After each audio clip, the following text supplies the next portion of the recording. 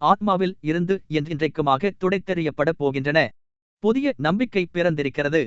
மேரி என்றொரு பெண் குழந்தை அந்த வீட்டிலிருந்து வெளியே போய் முதன்முறையாக படிக்கப் போகிறாள் என்ற நம்பிக்கை.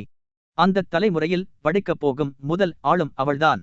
அந்த வீட்டில் ஜன்னல் ஓரமாக கீழ்ப்பக்கம் இருந்த மேசையின் மீது தலைமுறை காலமாக பைபிள் ஒன்று வைக்கப்பட்டிருக்கிறது.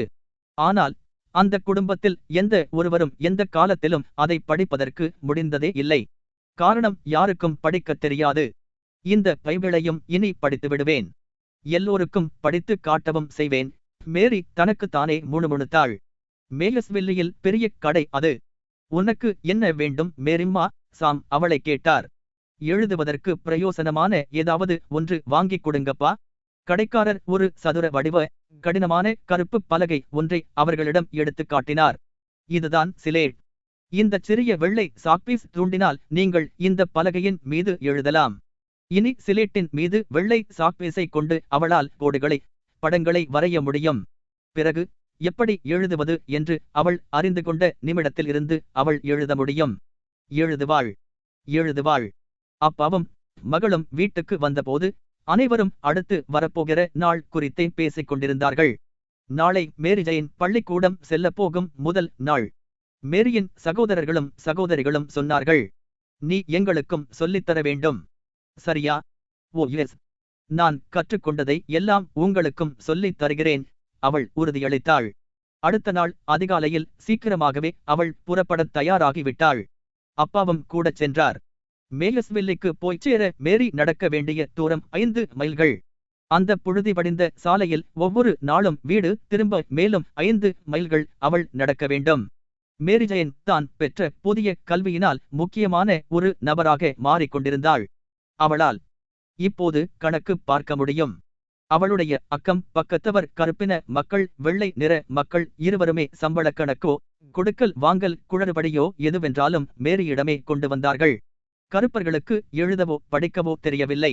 தங்களுக்கு கொடுக்கப்பட்ட சம்பளம் உண்மையில் நியாயமான தொகைதானா என்று கூட கணக்கிடத் தெரியவில்லை.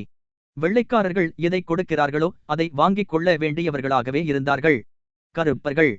மேரி தனது பள்ளியில் மேலும் புதிதாய் கற்றுக்கொண்டு வந்தாள்.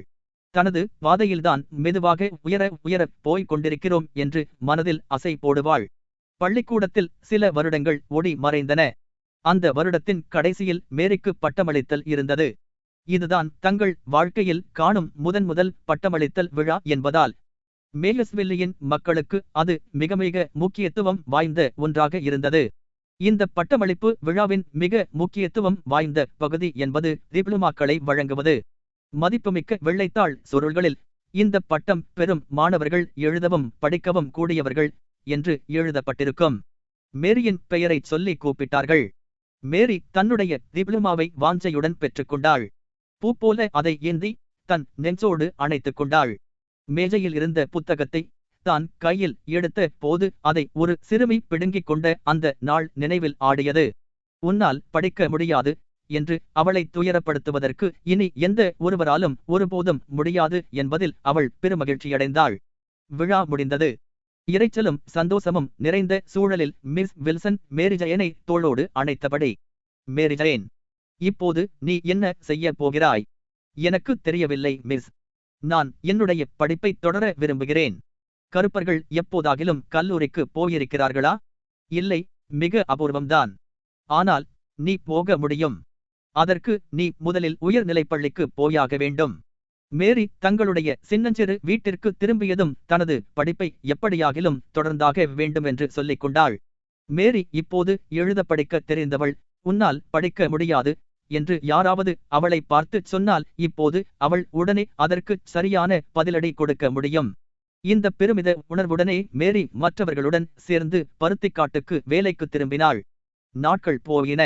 ஒரு நாள் பருத்தி வயல்களை நோக்கி ஒரு பெண் வருவதை தூரத்திலிருந்து மேரி பார்த்தாள். மேரி அந்த குரலை கேட்டதும் தெரிந்துவிட்டது, வந்தவர் மிஸ் வில்சன் என்பது.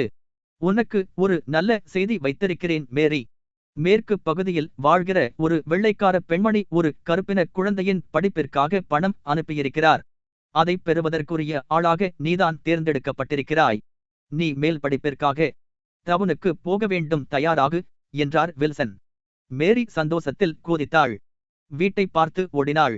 நான் மேல் படிப்புக்காக டவுனுக்கு போகப் போகிறேன். பக்கத்து வீடுகளில் எல்லாம் ஓடி ஓடிச் சொன்னாள். பருத்தி வயல்களில் மேரிஜயனின் நாட்கள் முடிவுக்கு வந்தன.